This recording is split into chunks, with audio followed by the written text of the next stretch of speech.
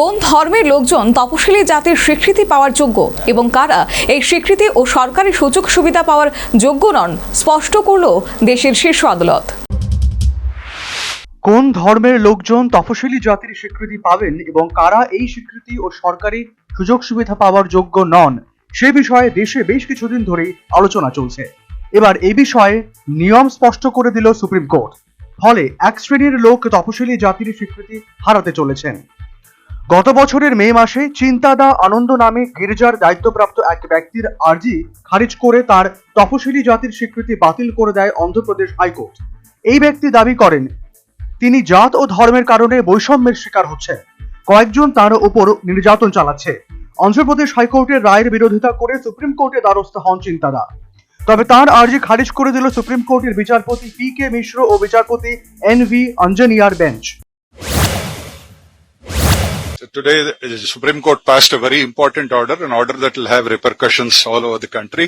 We have not got the full copy of the order, but what we can tell you is what we have submitted to the court. Our essential submission was that a person who has converted himself from SC/ST caste into Christianity cannot take the benefits of the act. He cannot get the benefits or use its protection also. This is a culmination of a long line of judgments. But today what the court has laid down is very important. It will have a lot of implications for people. And the court was very clear and categorical in saying that once you have converted from SC/ST into Christianity, you do not have the benefit of caste because Christianity does not recognize caste. And this is based upon a 1950 presidential order also. That order has been there on the statute book, and the court was very clear in reaffirming what was stated earlier in the statute book and in the judgments.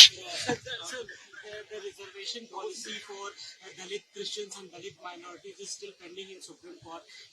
The war is slightly different, but as I said earlier, till the full judgment copy comes, it would not be correct to venture into another matter, particularly when it is sub judice.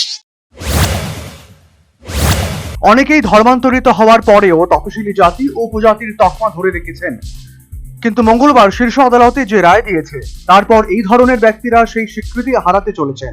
ফলে সারা দেশেই এই রায়ের প্রভাব পড়তে চলেছে। এই রায় অত্যন্ত তাৎপর্যপূর্ণ হতে চলেছে আগামী দিনে।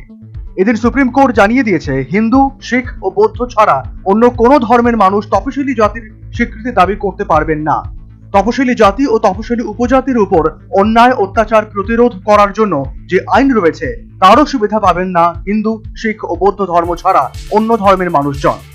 নির্দিষ্ট 3 ধর্ম ছেড়ে অন্য কোনো ধর্ম গ্রহণ করলে তপশিলি জাতির স্বীকৃতি পাওয়া যাবে না। এর আগে অন্ধ্রপ্রদেশ হাইকোর্ট এক রায়ে বলেছিল কোনো একজন ব্যক্তি যদি খ্রিস্ট ধর্ম গ্রহণ করেন এবং সক্রিয়ভাবে এই ধর্ম পালন করেন তাহলে তিনি তার তপশিলি জাতির সদস্য হিসেবে নিজেকে পরিচয় দিতে পারবেন না। সেই রায়কেই বহাল রাখল সুপ্রিম কোর্ট। বিপিন সরকারের রিপোর্ট, নিউজ ভ্যানগার্ড।